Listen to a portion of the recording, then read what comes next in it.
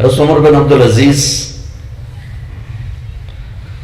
42 سال عمر ہے، جوانی، اور 3 بر اعظم پر حکومت، 3 بر اعظم، ہمارے علاقے میں دیپال پور کشمیر تک، ادھر سینیگال چوڑ تک، ادھر جنوبی فرانس تک، اور ادھر استنبول کے دروازوں تک. اور یہ واحد بادشاہ ہیں، خلیفہ ہیں جن کے دور میں کوئی بغاوت نہیں. باغیوں نے بھی تلواریں پھینک دی کہ اس بندے نال نہیں لڑنا. ان کے عدل و انصاف نے بڑے بڑے باغیوں کی گردنیں چکا تھی. ان کے باپ دادے سے وہ لڑتے چلے آ رہے تھے، ان کے سامنے تلواریں ڈال.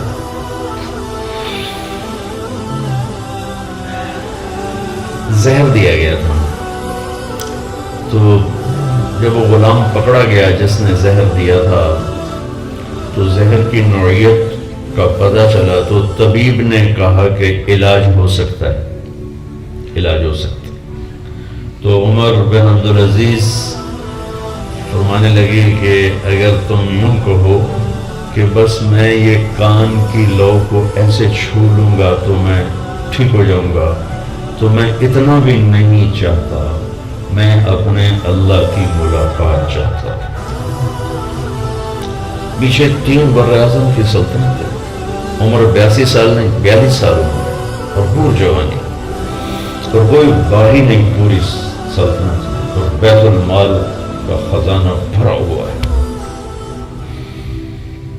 اور 1 ہفتہ پہلے رجا بن حیوہ کو بلایا.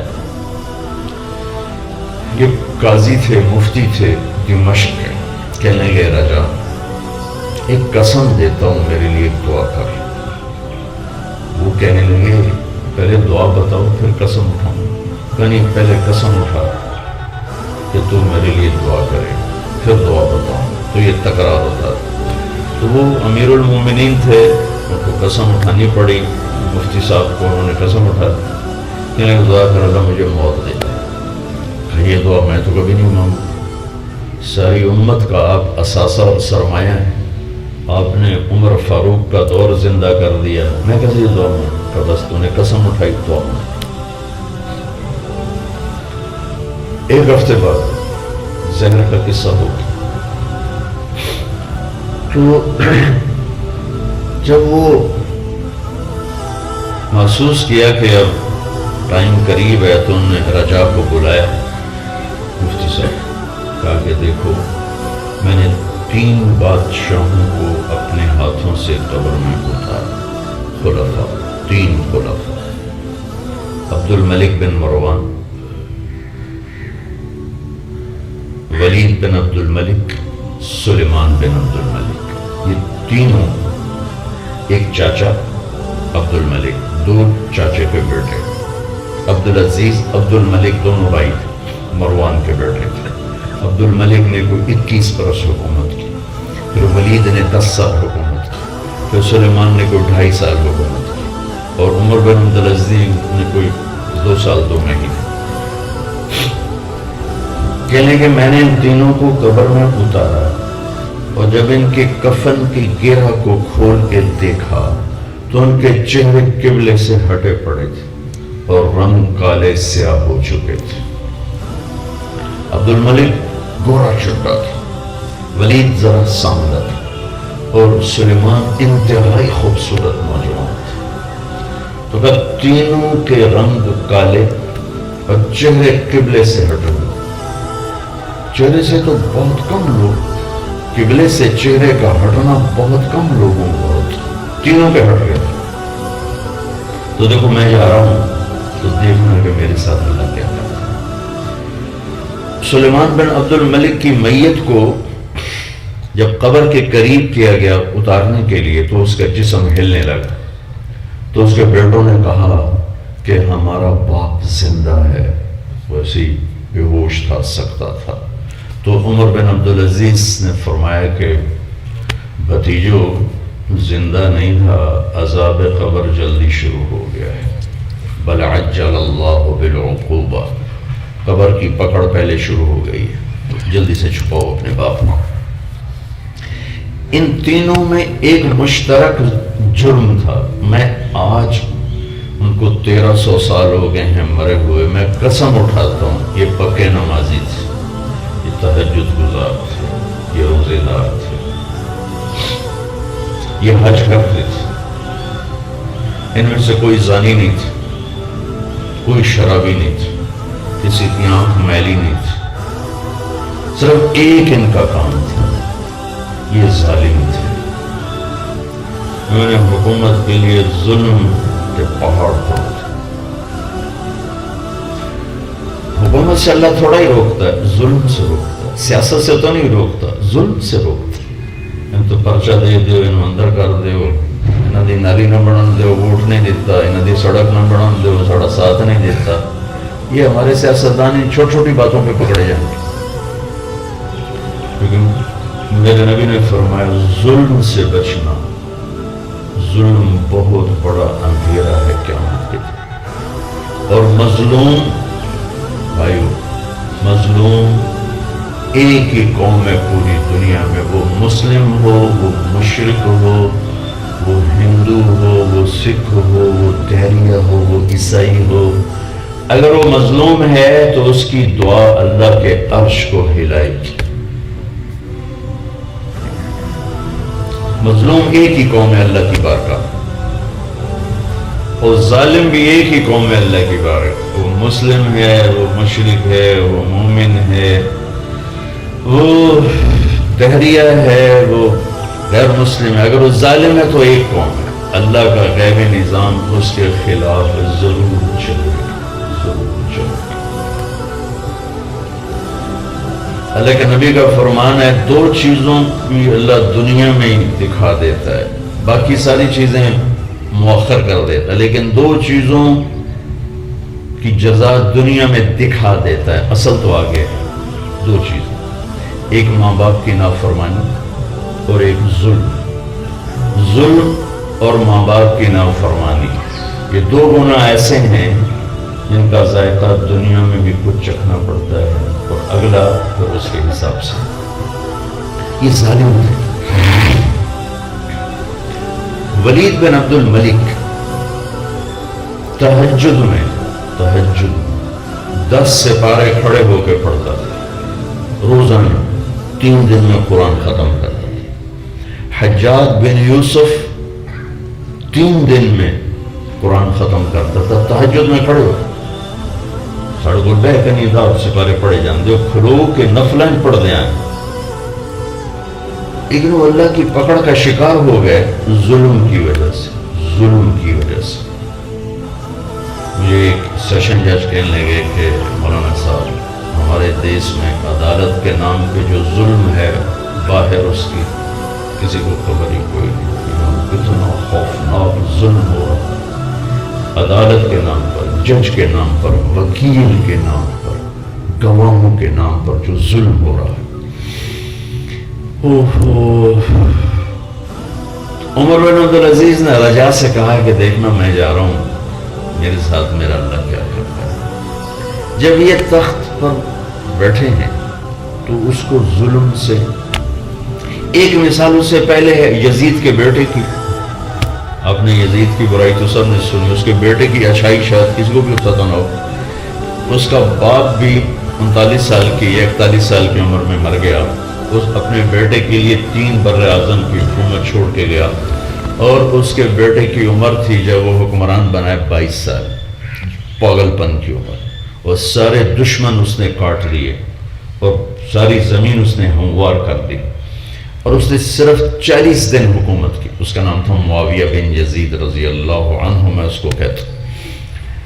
40 دن کے بعد بنو امیہ کو اکٹھا کیا اور اس کی تقریر سنو. سبحان, کان ابی جبارن, میری قوم سنو میرا باپ ظالم تھا. پھر اس پر کئی دفعات لگائے. اس نے اہل البیت کا خون بہایا اس تخت کی خاطر. جس تخت کے نیچے اہل البیت کا خون ہو, میں اس تخت پہ لعنت بھیجتا ہوں. یہ ہے تمہاری حکومت, جس کو مرضی دیتی. حکومت چھوڑ دی, حکومت چھوڑ دی. ساڈا ناظم نہیں چھڑتا, 100 ظلم کرتا ہے کہ ناظم بن جائے. یہاں تو وزیروں کو ذلت و خواری دیکھنی پڑے تو ناظم نو کہیں لکھنا کسے کھاتے لیکن بس لگے ہوئے ایمان بکے عزت بکے جو مرضی ہو جائے کرسی لگ جائے ساری حکم چھوڑ کہیے تمہارا اور گھر میں داخل ہوا پھر جنازہ اٹھا ہے اس طرح اپنے اللہ کو راضی کیا کہ 3 بر اعظم کی سلطنت کو ٹھوکر مار. دوسرا عمر بن عبدالعزیز کا واقعہ ہے. ایک ہی خان شاخ الگ ہو جاتی. ان کی جو بیگم ہے فاطمہ بنت عبد الملک, یہ سیاسی لحاظ سے آج کے دن تک دنیا کی سب سے بڑی عورت ہے سیاسی لحاظ سے, کہ اس خاتون کا دادا بادشاہ بنا, باپ بادشاہ بنا, خامد بادشاہ بنا اور 4 بھائی بادشاہ بنے, اور اس نے سب کے حکومت دیکھی. سب ہشام کے زمانے میں فوت ہوئی, ہشام اس کا بھائی تھا جو آخری بادشاہ بنا. یہ عورت 7 نسبتوں سے شہزادی اور ملکہ تھی, اور عبد الملک اس کو موتیوں میں ہیروں میں تولتا تھا. لیکن جب حضرت عمر خلیفہ بنے تو فاطمہ کو بلا کر کہا کہ فاطمہ دیکھو اب میں تیرا حق ادا نہیں کر سکتا, اگر طلاق لینا چاہو تو لے, کیونکہ آخرت کا معاملہ بڑا سخت ہے, اور اگر ساتھ رہنا ہے تو پھر تجھے اپنا حق معاف کرنا ہوگا. تو فاطمہ نے کہا امیر المومنین, میں نے سکھ کے دن تیرے ساتھ گزارے ہیں, میں مشقت میں تجھے چھوڑ کے کبھی نہیں جاؤں گی, میں تیرے ساتھ ہوں. پھر ٹھیک ہے, جتنا عبد الملک نے تمہیں زیور ڈالا سارا واپس کر. ولید نے, سلیمان نے بھائی تھا, سارا لے کر بیت المال میں جمع کروایا. جب یہ گورنر مدینہ تھے, گورنر مدینہ, تو 60 اونٹوں پہ ان کا سامان آتا تھا, 60 اونٹوں پہ جب یہ سفر کرتے تھے. جب یہ مر رہے تھے, انتقال فرما رہے تھے, تو ان کے سالے ہیں مسلمہ بن عبد الملک, وہ ملنے آئے. حال پوچھنے تو بہن سے کہا کہ امیر المومنین کا کہ کپڑے میلے ہو چکے ہیں, تبدیل کروا دیجیے. اگلے دن ملنے آئے تو پھر وہی کپڑے تھے. تو کہنے لگے فاطمہ میں نے کہا تھا کپڑے تبدیل کروا دو, کافی میلے ہو چکے ہیں. تو بہن ان کی رونے لگی کہ کہاں سے تبدیل کراؤں, ایک ہی جوڑا ہے. یا 3 بر اعظم کی سلطنت اور ادھر ایک جوڑا کپڑا. گورنر ہیں تو 60 اونٹوں پہ سامان آتا ہے, اور امیر المومنین ہے تو ایک جوڑا ہے, دنیا سے جاتا ہے. عید کے موقع پر قریب تھا تو بچوں نے مطالبہ کیا ماں سے کہ امیر المومنین سے کہو ہمیں بھی ایک جوڑا لے کر. حضرت عمر گھر میں تشریف لائے تو بیگم نے کہا کہ بچے کپڑے مانگ رہے. ایک تنخواہ مقرر کر لی تھی, وہ لیتے تھے, اس سے اوپر نہیں لیتے تھے. پہلے بادشاہوں نے بیت المال ذاتی بنا کے لوٹا. تو عمر فرمانے لگے کہ فاطمہ تمہیں تو معلوم ہے پیسے ہی کوئی نہیں, اس تنخواہ میں کپڑے کہاں سے لے کر, پیسے ہی کوئی نہیں. تو دونوں میاں بیوی سر جوڑ کے بیٹھے ہوئے ہیں, کیا کریں. یہ وہ مقام ہے جہاں والدین جھوٹ پہ چلتے ہیں, رشوت پہ چلتے ہیں, ہیرا پھیری پہ چلتے ہیں, قبضے گروپ بنتے ہیں, لینڈ مافیا بنتے ہیں. یہاں آ کر یہ وہ مقام ہے جہاں کر انسان سے سلتا ہے کہ بچیاں نے کتھو کھواویے, بچیاں نے کتھو دے, کچھ بناتے جاویے. یہ وہ پوائنٹ آ چکا. تو حضرت فاطمہ کہتی ہیں کہ آپ ایسا کریں کہ اگلے مہینے کی تنخواہ ایڈوانس لے لیں, اس سے میں کپڑے سی لوں گی, اور جو روٹی کا مہینے کا خرچہ ہے وہ میں مزدوری کر لوں گی گھر بیٹھے, اس سے چلا کہ ہاں یہ. تو انہوں نے بلوایا اپنے خزانچی کو, اس کا نام تھا مزاحم. اس سے فرمایا کہ ہمیں اگلے ماہ کی تنخواہ ایڈوانس دے دی جائے, ہم نے بچوں کے کپڑے بنا. تو اس نے کہا کہ امیر المومنین میں آپ کو دے دیتا ہوں, سر آپ مجھے لکھ کے دے دیں کہ آپ 1 مہینہ زندہ رہیں.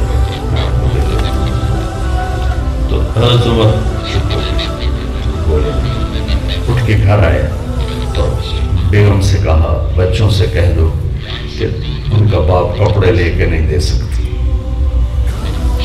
عید کی نماز کے بعد جب سارا خاندان ملنے آیا اور بچے بھی ملنے آئے تو عمر ان کے کپڑے دیکھ کر آنکھوں میں آنسو آ کر کہنے لگے آج تمہیں گلہ تو آیا ہوگا اپنے باپ کا کہ کپڑے بھی لے کے نہ دیے.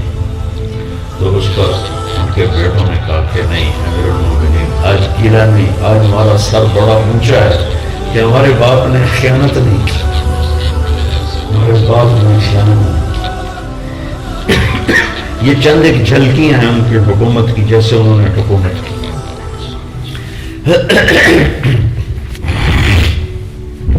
اب اس کا انجام آ رہا ہے. اب یہ دنیا سے جا رہے ہیں. انہوں نے رجاب کو بلا کے کہا کہ دیکھنا میرے ساتھ کیا ہوتا ہے. ان کا انتقال ہو گیا. ان کی میت کو چارپائی کو اٹھا کر قبر کے قریب کیا گیا اتارنے کے لیے. تو ایک ہوا کا جھونکا ہے, اس میں ایک ایسے پرچہ لہراتا ہوا آہستہ آہستہ آہستہ آہستہ حضرت عمر کے سینے پر آ کے گرا. تو لوگوں نے لپک کے اٹھایا تو دیکھا تو اس پہ لکھا تھا بسم اللہ الرحمن الرحیم پہلی سطر. دوسری سطر پہ لکھا تھا براءۃ من اللہ لعمر بن عبد العزیز من النار. اللہ نے عمر کو جہنم سے نجات دی. رسید لے کے دنیا تو گیا, چیک لیتے گیا, ملا نہیں گیا. 3 بر اعظم کا بادشاہ اگر جاتے ہوئے پروانہ لے سکتا ہے تو یہ ہمارے چھوٹے چھوٹے سیاستدان, ہمارا تاجر, ہمارا ریڈی والا, ہمارا وزیر, ہمارا ملازم, ہمارے دفتر والا, ہماری عورت, ہمارا مرد اللہ کو راضی اس سے زیادہ آسانی سے کر کے اللہ سے پروانہ لے کے جا سکتا ہے. ہر ایک کے لیے تو یہ پروانہ نہیں گرے گا, لیکن موت پہ نظر آ جاتا ہے کہ اللہ راضی ہے یا ناراض ہے. تو انہوں نے اس کو ڈال دیا, قبر میں اتارا. تو رجا بن حیوہ فرماتے ہیں کہ میں نے ان کی وصیت کے مطابق کفن کی گرہ کو کھول کے دیکھا تو میں نے کیا دیکھا, جیسے 14ویں کا چاند قبر میں اترا اور چہرہ مبارک قبلے کی طرف فٹ تھا اور ایسے جیسے 14ویں کا چاند, نورانی روشن چہرہ. بھائیو, جانے والے سے کوئی نہیں پوچھتا ہے کہ ٹھہرو گے کہ جاؤ گے. صرف ایک ہستی دنیا میں آئے جن سے اللہ نے پوچھا, جن سے اجازت چاہیے, پھر یہ فیصلہ ہوا, وہ ہے جناب رسول اللہ صلی اللہ علیہ وسلم. باقی کون کسی سے پوچھتا ہے؟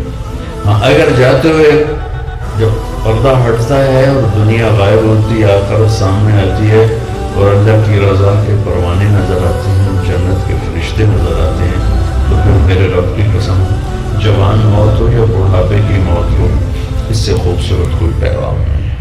لیکن پردہ ہٹنے پر جہنم کے فرشتے نظر آئیں اور اللہ کی غضب کی خبریں ملیں تو پھر موت سے خوفناک انجام کوئی نہیں. مولانا طارق جمیل. Don't forget to like, share and subscribe to